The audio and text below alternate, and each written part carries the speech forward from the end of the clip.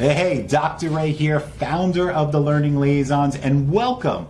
Welcome to our Wednesday evening math sessions featuring our math specialist and your math specialist, Amy Sink. In the next hour, Amy has put together a sample set of approximately 10 practice questions that run the gamut from kindergarten levels all the way through 12th grade high school math. Now, I know you are attending here, watching this, and you're like, well, I'm doing elementary in Texas, or I'm doing elementary in Praxis, or I'm doing high school math in Florida, or middle school math in Texas. And what's going on here, right? So we're doing these sessions to help you guys out and provide you with different ways to look at problems and to build that confidence. Because here at the Learning Liaisons, one of our major objectives is to clear up the testing confusion, give you the support you deserve in order to nail your exam and be done with it. So our focus is on math. Now, are we going to be just focusing on high school math the whole hour or elementary? No. We've got a mixture here. Now, Amy's going to go through a bunch of problems. You're going to have the opportunity to download those as a PDF. So when Amy starts, just pay attention to the screen. We're going to have a message there for you so you can download the PDF in case we don't get to all the problems or want to practice on your own. She's going to do her best to go across all different grade levels.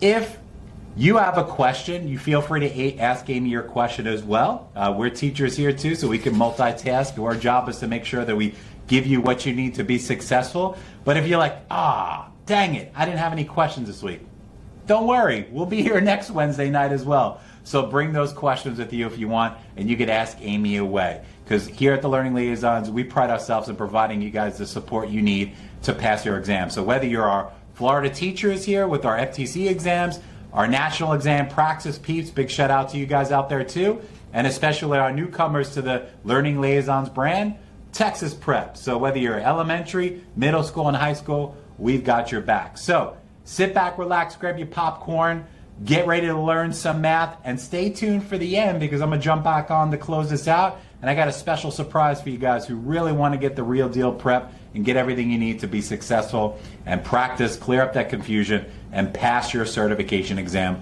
on the next attempt. So, welcome to the Learning Liaisons community. Always remember, it's when you pass, not if you pass. So without further ado, let's turn it over to the reason why you're here, Amy. You with us, Amy? Let's get going. Hello, everybody. Welcome to Wednesday night math night. Like Dr. A said, I am Amy Sink, and I am one of the math specialists here at the Learning Liaisons. And I just love what we get to do here, which is help you build your competence and confidence in math so that you can walk into that test feeling more prepared. So we are here every Wednesday going through about 10 problems. It's rare that we actually make it to 10 problems, but we have 10 problems ready to go. And we just help you get ready for that math exam. If you feel like you need more targeted help, you can stay on for the end, and Dr. A will kind of go through some ways that we are here to support you if you need a little bit more targeted help. But these Wednesdays are for you. So if you have questions that you want me to go over in the upcoming weeks, just let me know in the comment box. We have a next week section that we always add to each week. And so there are problems tonight that we will go over that are from the next week section. So if there's something that I didn't go over or something that even while we're working, you're like, man, I wish she would go over this, let me know, and I am happy to add that into the upcoming week's sessions.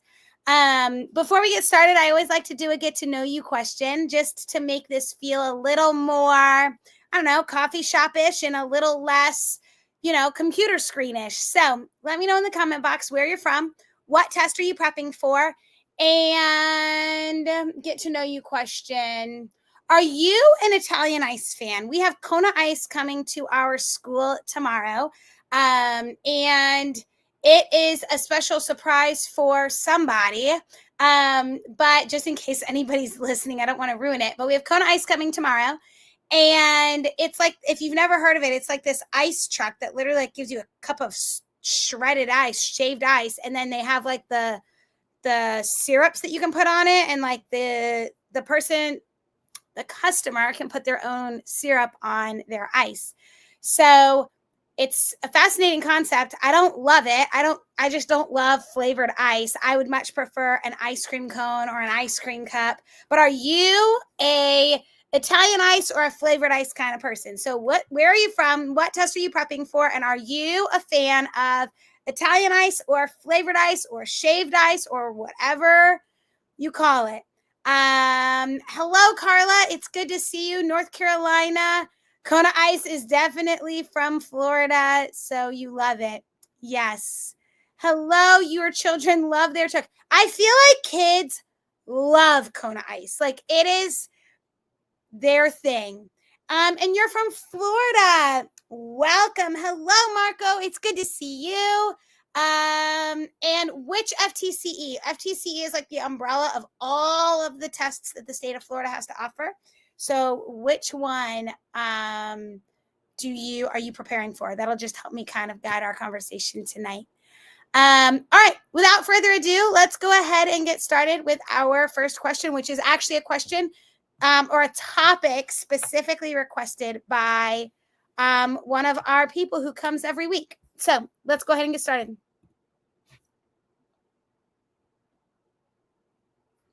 Which of the following graphs, graphed on an XY coordinate plane, shows the correct graph to represent the linear inequality 2x minus 6y is less than 24?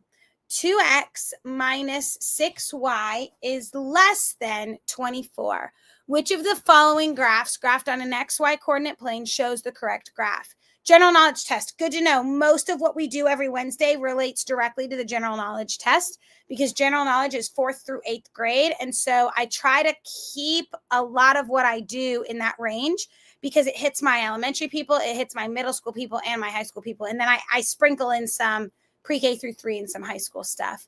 All right.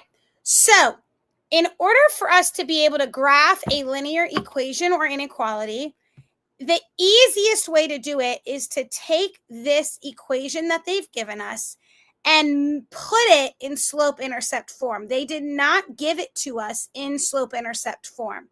And so that just makes it more difficult to graph because in standard form, we really don't have a whole lot of information that's helpful. Standard form is not really all that helpful. So in standard form, it's hard for us to pull, hello, Trina.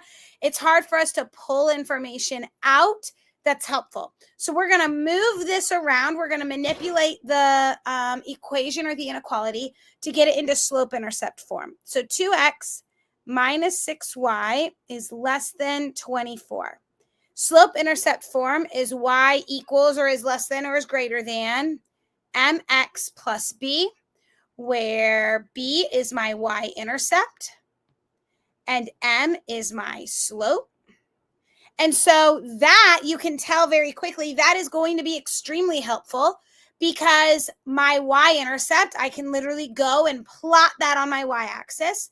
And my slope, I can then figure out what my next few points are, and then I can go ahead and graph my line.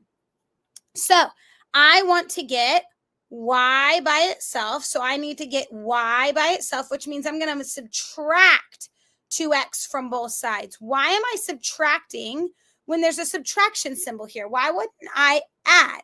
Well, because the operation that's being done to the 2 is already positive. So 2 minus 2 is 0, which is going to cancel these out, and that's the goal.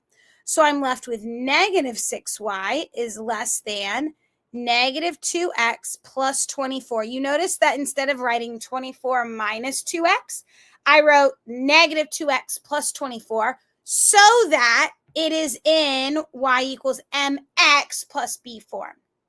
And now I'm going to divide everything by negative 6. Now I'm going to divide everything by negative 6.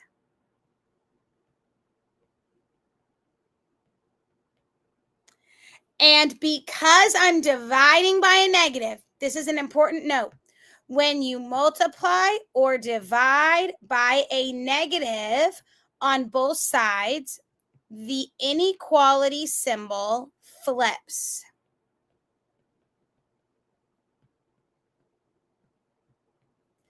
the inequality symbol flips. So because I'm dividing by a negative right here, this symbol right here is going to flip and turn around.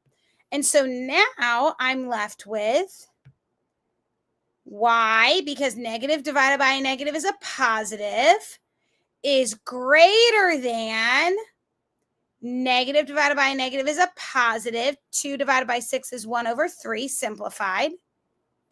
X minus 4.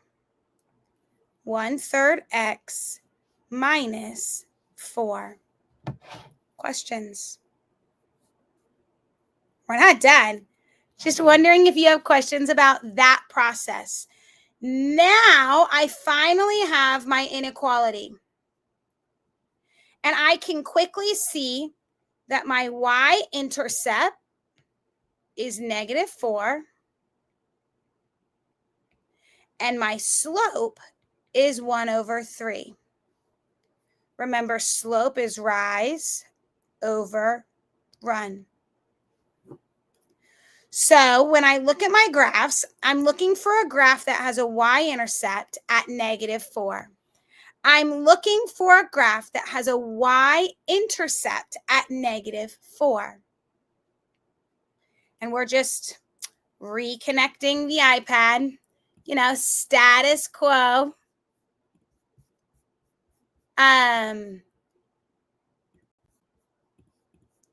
So this graph right here has a y-intercept of -4. The first thing I'm going to do is check which of these graphs has a y-intercept of -4. And if it doesn't have a y-intercept of -4, I'm going to move on. This one has a y-intercept of 1, 2, 3, -4. This one has a y-intercept of 1, 2, 3, -4. This one also has a y-intercept of -4. So I can't eliminate anything based on that. So now what I'm going to do is I'm going to look for which graphs have a slope of rise 1, run 3. Rise +1, run +3. So I can see that all of my graphs have a positive slope. So I can't get rid of any graph because they have a negative slope. Remember, when we're looking at graphs, we read them from left to right. So if my graph is going up from left to right, that's a positive slope. If my graph is going down from left to right, that's a negative slope. But from left to right, all of these graphs are going up. So I can't eliminate based off of that.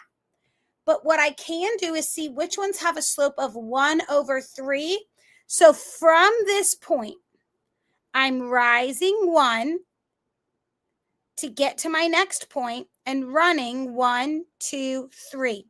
This is a winner for slope and y-intercept. This one right here, my next point is here and here.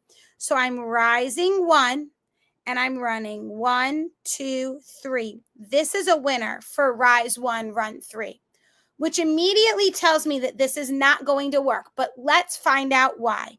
My next point on my graph are those two.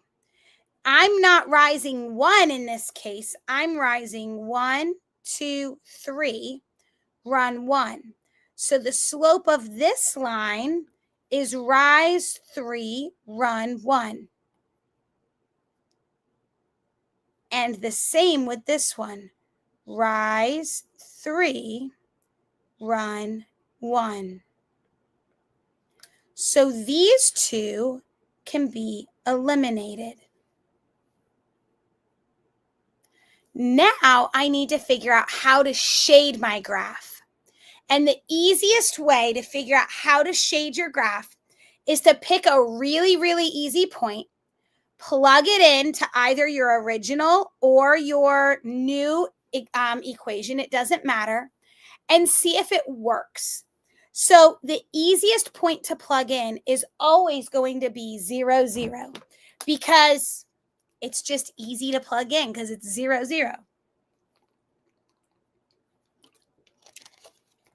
So if I plug in 0, 0 into this equation, 2 times 0 is 0, minus 6 times 0 is 0, is less than 24.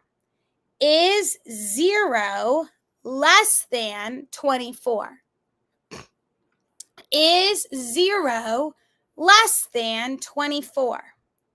Yes, that is a true statement. So I want 0, 0 to be a part of my solution because it's true.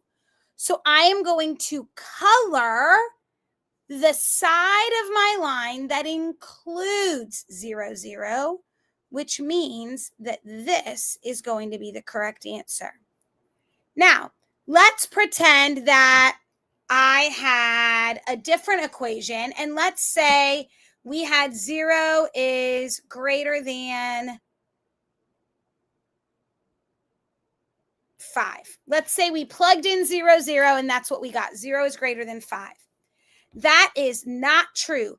That is false. So you would color the side that does not have 0, 0, like this one right here. That's when you would color the side that does not have 0, 0. If when you plug in that point that you choose and it's false. What happens if 0, 0 is on the line? If 0, 0 is on the line, then you have to pick a different point. 1, 1, 2, 1, anything that is just a little easier to plug in, but 0, 0 is always going to be the easiest because when you multiply anything times 0, it's 0. So you don't really have a whole lot of computation that you have to do. Questions about this problem? That was a lot of information, but I think it covered a lot of different spectrums across what we all need. All right, let's move on to problem number 2.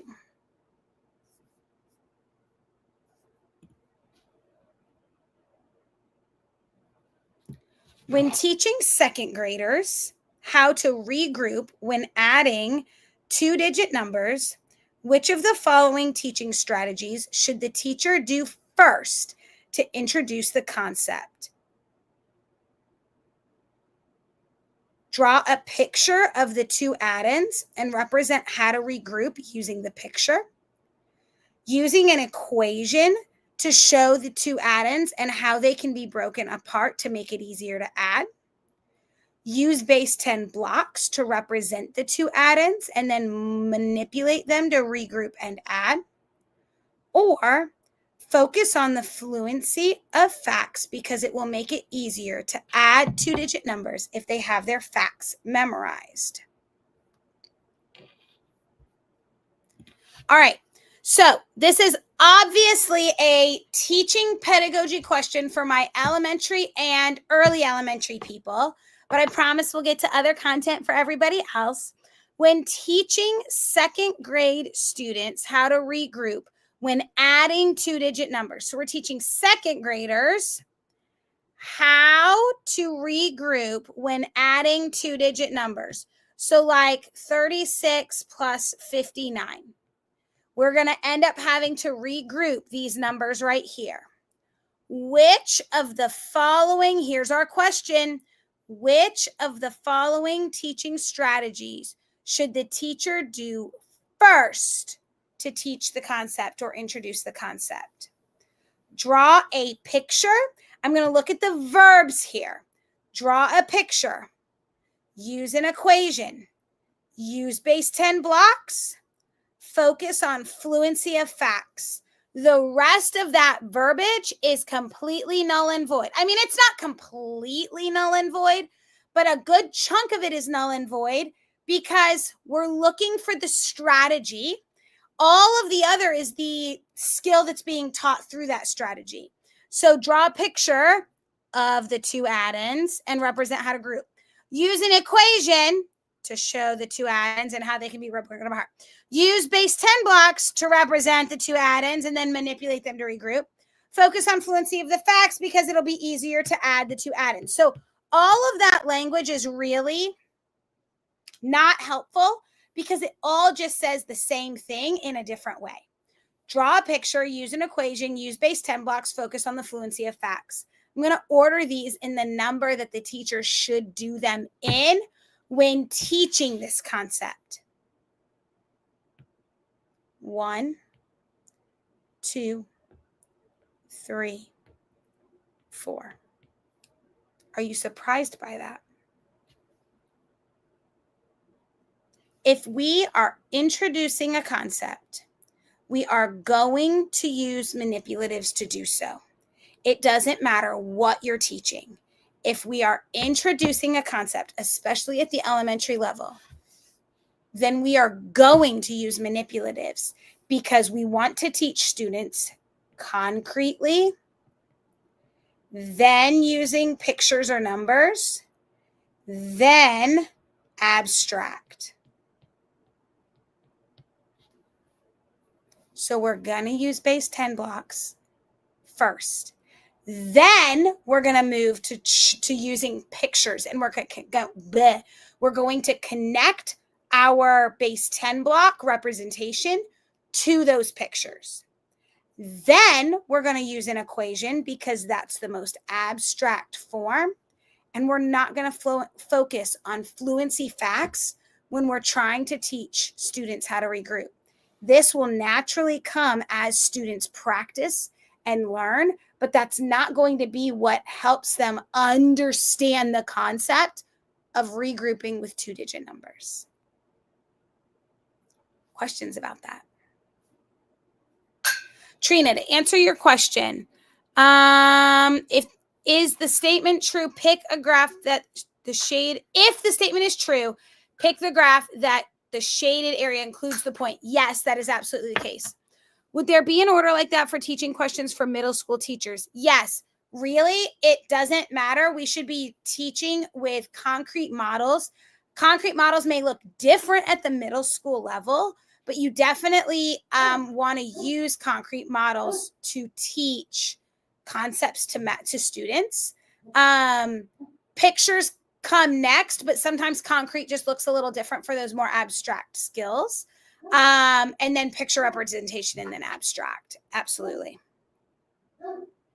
Questions?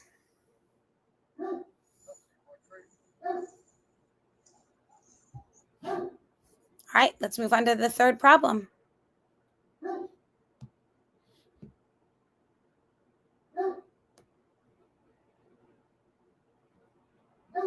Stephen is engineering an open-topped box out of a piece of letter paper, 8.5 by 11 inches. He cuts out 2-inch squares from the corners so he can fold the paper into an open-topped box. What is the volume of his box? What is the volume of his box?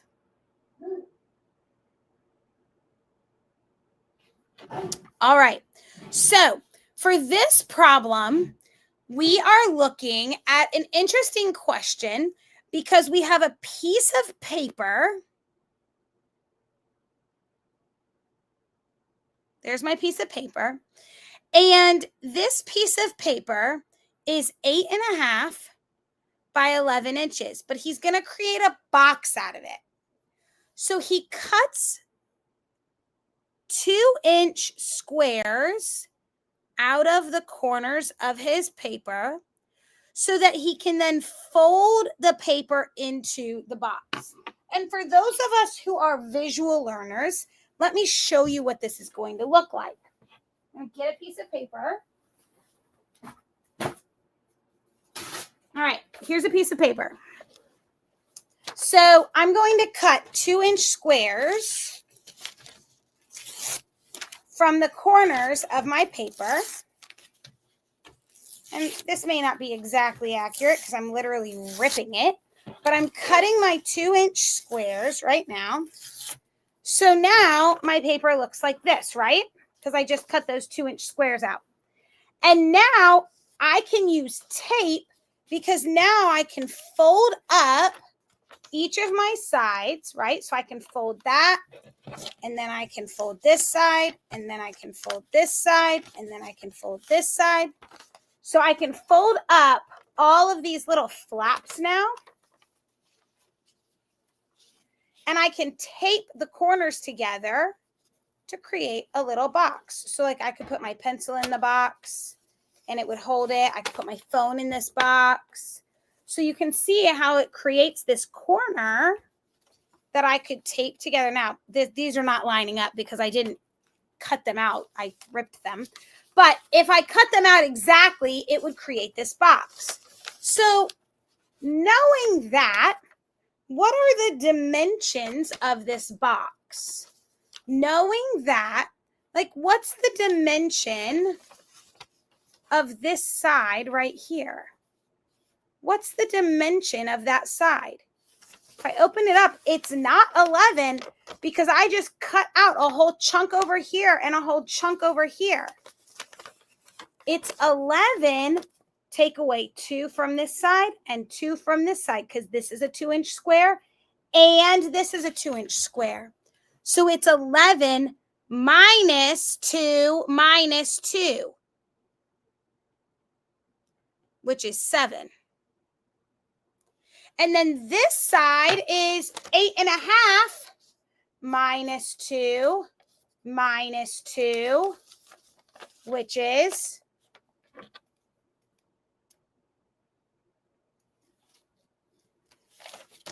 4.5, right? 8.5. Yeah, 4.5. And what is the height of the box? What is this height right here? How tall is that? How big is this square? That's what's creating that height, right? So that's 2. So if I draw my box,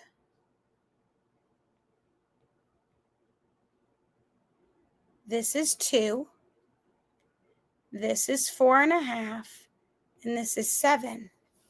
And they want to know what the volume of the box is. Well, if it's a rectangular prism, the volume is going to equal length times width times height.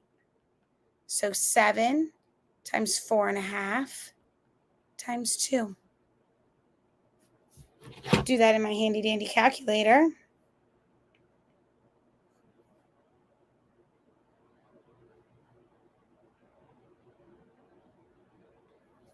(63 inches cubed). Now, I believe whether it was last week or a couple of weeks ago, we solved a problem like this, but instead of finding volume, we found surface area. Instead of finding volume, we found surface area. The only reason that open-topped was affected by surface area is because when we find surface area, we're really just finding the area of each of the sides of my box, right? But there's no top. But having no top doesn't impact how much stuff can go in the box. It might affect how much stuff stays in the box if I walk around, but it doesn't impact how much stuff goes in the box. So open-topped does not affect volume of this box. Questions? All right, let's move on to the next problem.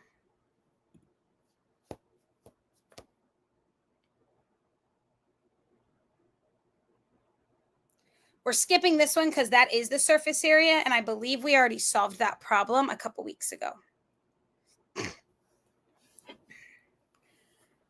Michelle is working on simplifying the following expression using the order of operations. In what step did Michelle make her first mistake? In what step did Michelle make her first mistake?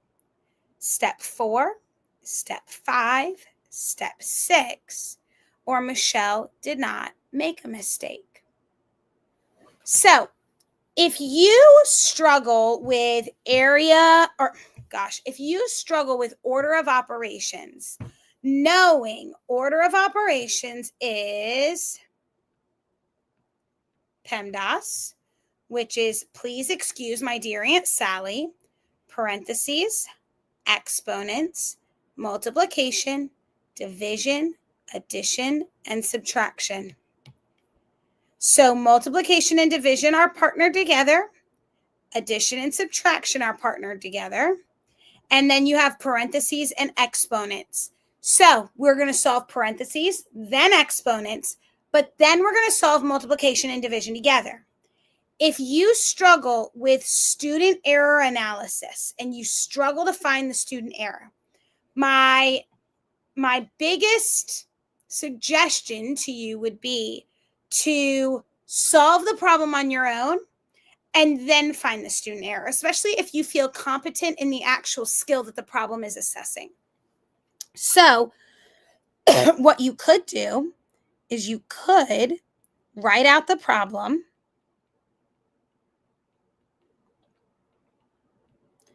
and then solve it yourself, see what you get, and then compare. That does take a little bit longer, but that is one strategy that you could use. I'm not going to do that for this problem because I feel confident in my ability to do order of operations. So let's go ahead and look at this. The first thing she should do is solve these parentheses. 3 minus 7 is -4. So 5 times -4, and then she kept everything else the same. And that's what you should do when you're doing a multi-step problem. Then -4 times -4 is +16. 5 times 16, she kept everything else the same. 5 times 16 is 80. 80 plus, she kept everything else the same. Now, we did parentheses. We did exponents. Now we're looking at multiplication and division. We should not be doing any addition or subtraction. So parentheses was here. Exponents was here. Then from step 3 to step 4 is multiplication and division.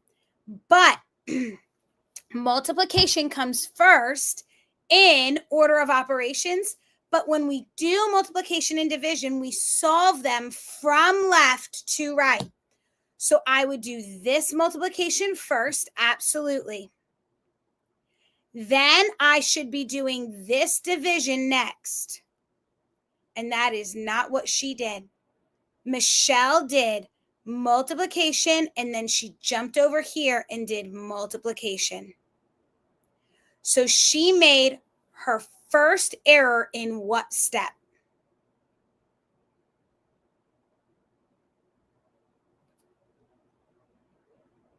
Step 4. Technically, it's from step 4 to step 5, right?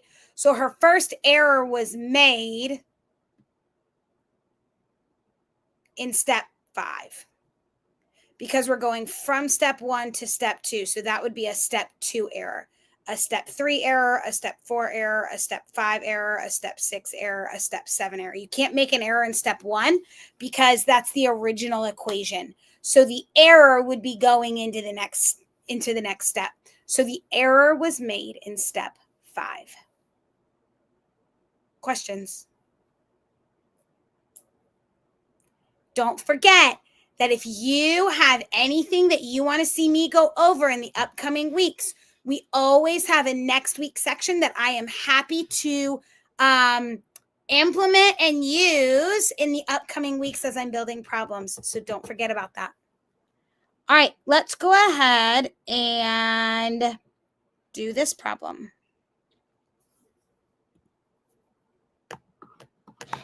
The point 2, -6 is graphed on a coordinate plane. Which of the following points lies on the same line as 2, -6 with a slope of 1/2? Which of the following points lies on the same line as 2, -6 with a slope of -1/2? So there's actually a variety of ways that we could solve this problem.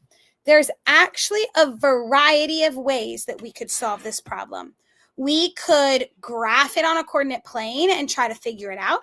So we could do our best to graph this on a coordinate plane. So 1, 2, 3, 4, 5, 6. 1, 2, 3, 4, 5, 6.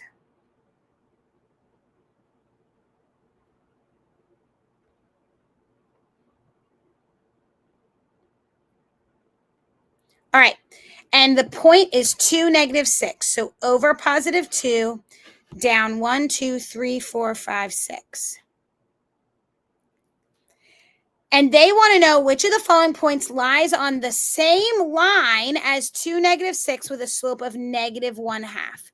So -1/2 would be rise 1, run 2. Rise 1, run 2. But I'm running in the negative direction because it's a negative slope. Now, you can see that this isn't the most accurate graph because I'm not doing it on an actual coordinate grid. But let's see if we can figure out this answer with our answer choices and our grid. -2, 2. -2, +2. That is nowhere close to my graph. So I can pretty confidently say that is not going to lie on the same line. -4, -3. 1, 2, 3, 4. 1, 2, 3. 6, -4. 1, 2, 3, 4, 5, 6. 1, 2, 3, 4. Probably not. -6, +2. 1, 2, 3, 4, 5, 6. 1, 2. Probably not. If I had to take a shot at it, it would be letter B. However, like I said, they didn't land exactly on each other, and so that's hard.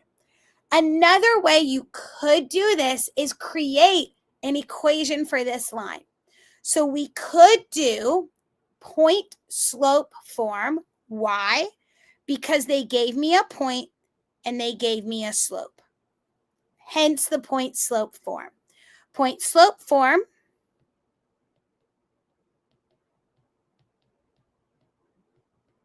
says y minus y1 equals m times x minus x1, where m is your slope, just like in slope-intercept form, and y1, x1 is your point. So in our case, we have y minus y1, because this is my y, equals m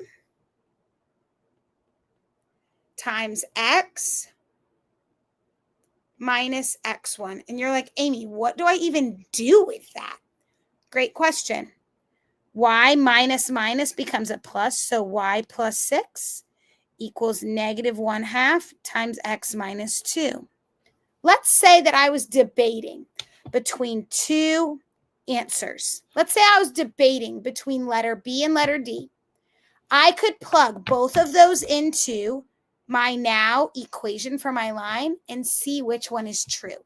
So I'm going to plug in D.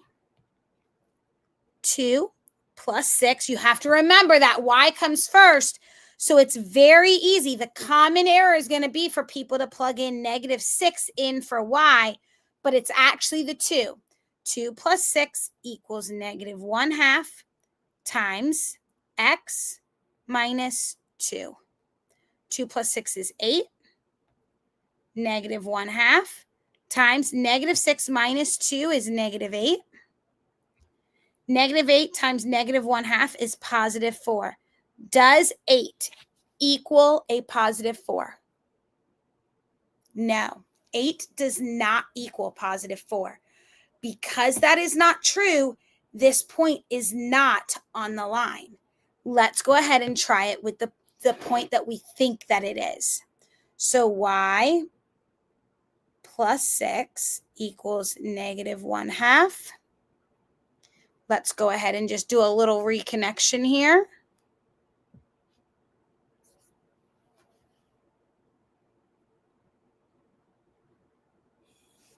All right.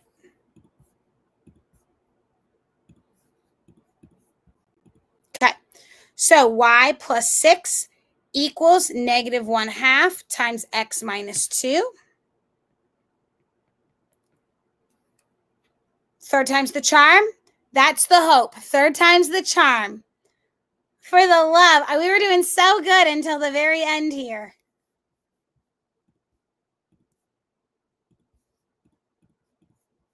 All right.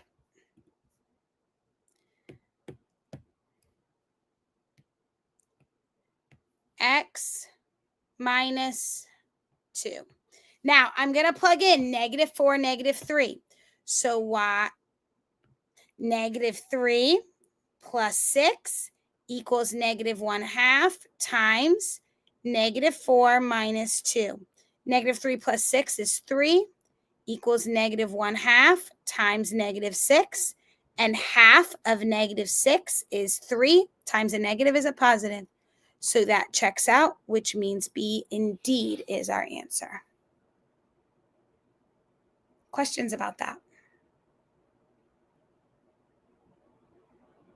All right, let's go ahead and move on to the next problem.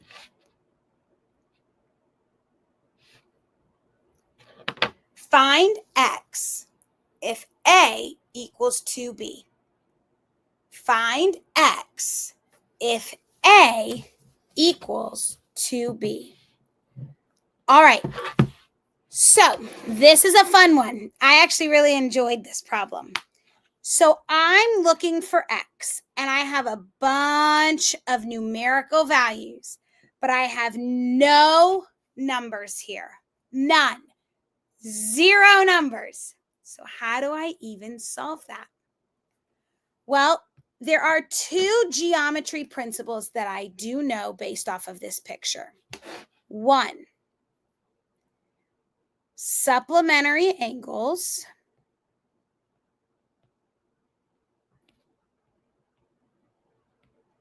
equal 180 degrees, which means the sum of angles on a straight line is 180 degrees. What else do I know? The sum of angles in a triangle, the sum of angles in a triangle equals 180 degrees. The sum of angles in a triangle equals 180 degrees. So I can use both of those principles, right? I can use both of those principles to be able to solve this problem. So I know that A plus A plus B plus A minus B has to equal what? 180. So A plus A plus B plus A minus B has to equal 180 because they're all in the same triangle. Now, with addition, parentheses don't really matter. With subtraction, they do. But with addition, all it's telling me is that I can add these 2 first, and that's what I would do if I had numbers, but I don't, and addition is commutative. So I'm going to just drop those parentheses, and B minus B is 0. So those B's disappear. So I have A plus A plus A, which is 3 A's, equals 180. Divide both sides by 3. A equals 60. So now I can go back in and plug in 60, 60, 60, and figure out B. So 60 plus 60 plus B plus 60. That's not going to be helpful. So I know that this angle is 60. I know that this angle is 60 plus B. I know that this angle is 60 minus B.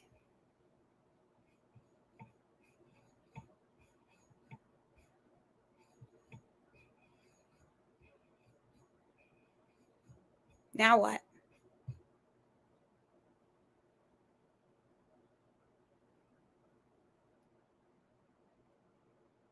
Now we can take these equations and we can substitute. So we have A is 60, we have 60 plus B, and we have 60 minus B. And then we have this X right here.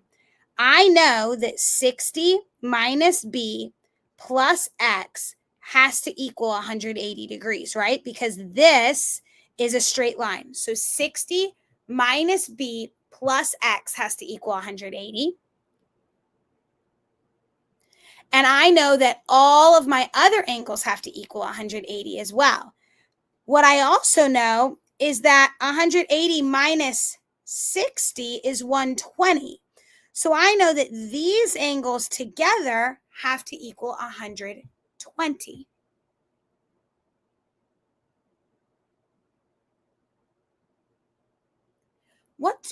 Which answer choices can I eliminate immediately? I can eliminate 150 because I want you to think about this. If this angle equals 60, then this angle cannot equal 60 plus 150. In a triangle, I can't have an angle that is greater than 180. So that angle cannot equal 60 plus 150, which would be 210. There's no way. And it can't equal 160 either. If I plug in 100 into A plus B, so let's say B is 100. 60 plus 100 would make this angle 160 degrees. 160 plus another 60 would be 220.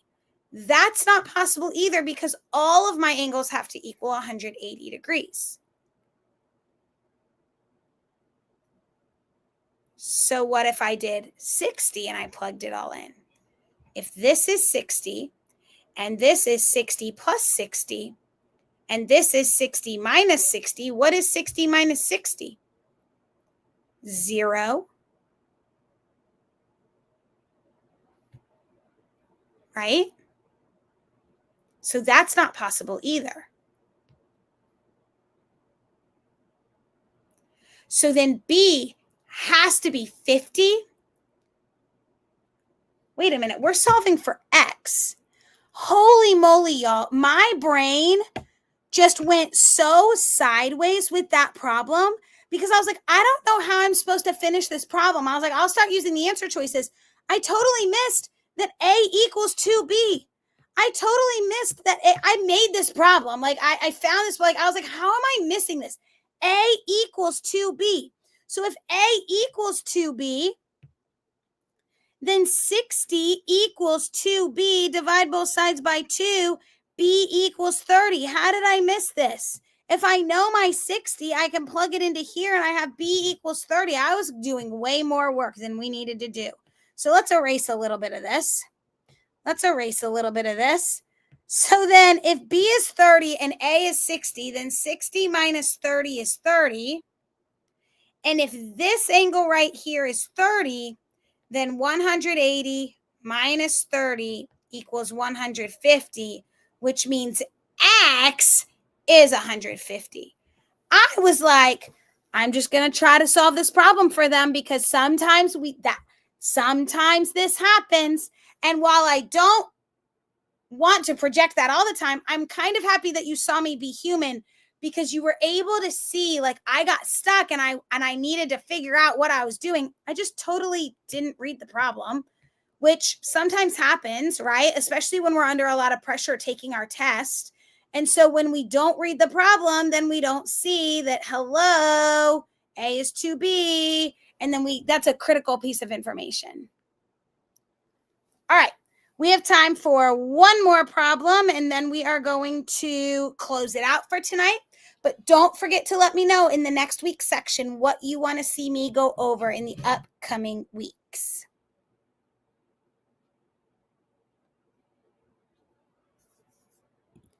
Given the graph, what is the average rate of change from f of negative 6 to f of 2? What is the average rate of change from f of negative 6 to f of 2. All right. This is a high school problem all the way. This is a high school problem all the way, but really anybody could solve this. I need you to know when you see average rate of change, all that means is slope. Now, you and I both know that a parabola does not have a consistent slope because it's not a straight line. However, if we're looking at average rate of change, I'm literally going to use my slope formula between negative 6 and positive 2. Between negative 6 and positive 2. So I'm going to find my points on the graph. F of 2 is here.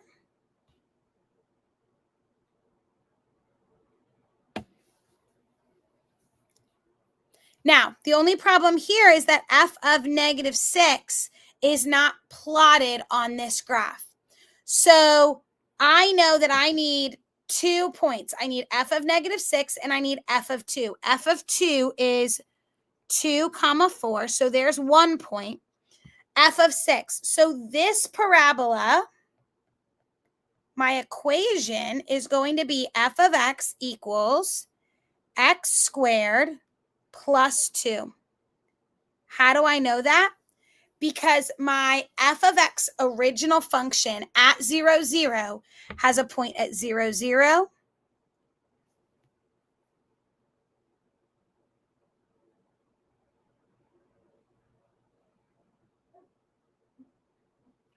That's not the case. This is not f of x equals x squared plus 2 because I'm not just vertically transferring it up 2. I actually have an a value that's been shifted. So what I need to do is figure out my a value or figure out the patterning here. So 0 over 2 up to, what's my next point? My next point is here. So over 2 up 1, 2, 3, 4, 5, 6.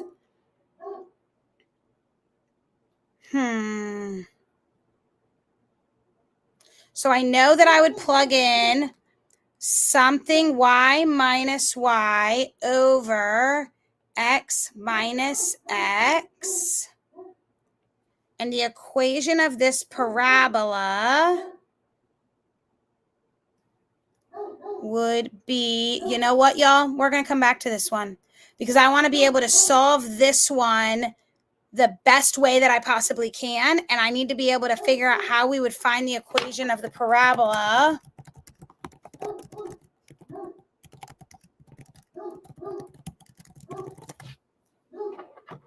So we can use vertex form. So y equals a x minus h squared plus k.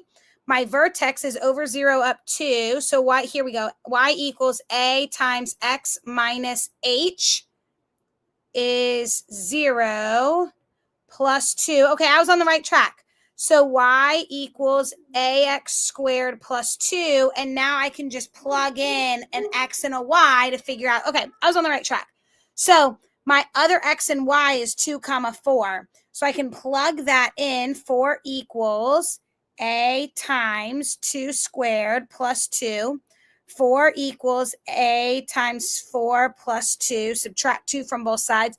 I'm blowing through the computation of this because if you're taking a high school exam, that part should be easy for you. So 2 equals 4a.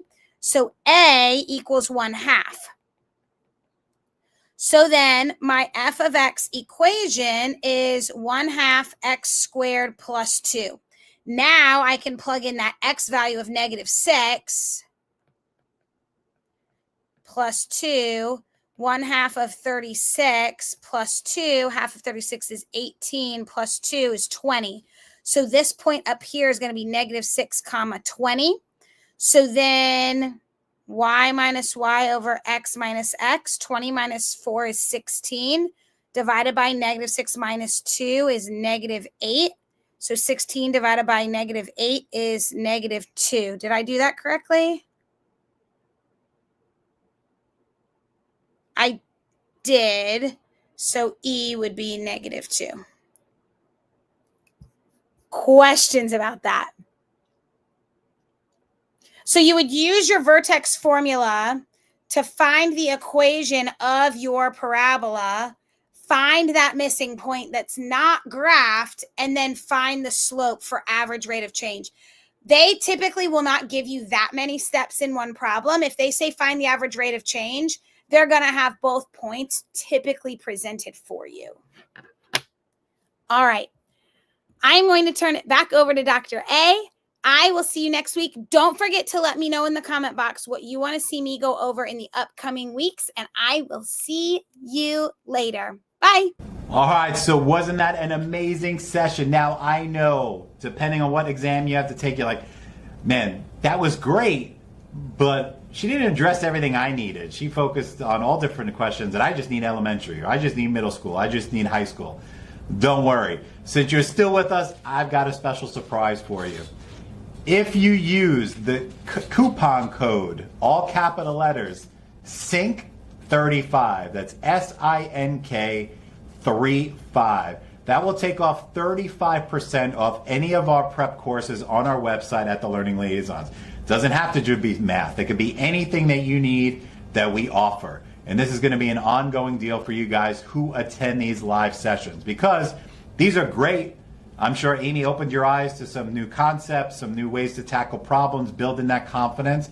But this is just a smidget of your exam, the concepts on your test. So if you want the comprehensive view with the practice with Amy, with the practice test, with the lessons and the content review, we've got your back on our video boot camps, which all of them feature Amy Sink, your math specialist. So if you want to take advantage of that, the code is SINK35. You can use that at checkout on the learningliaisons.com website. And all that information is on our website as well, and on the bottom of the screen in this video. So we are here to help you. Once again, always remember, it's when you pass, not if you pass. Thank you for joining us again today, and hopefully we'll see you next week too. Talk to you soon.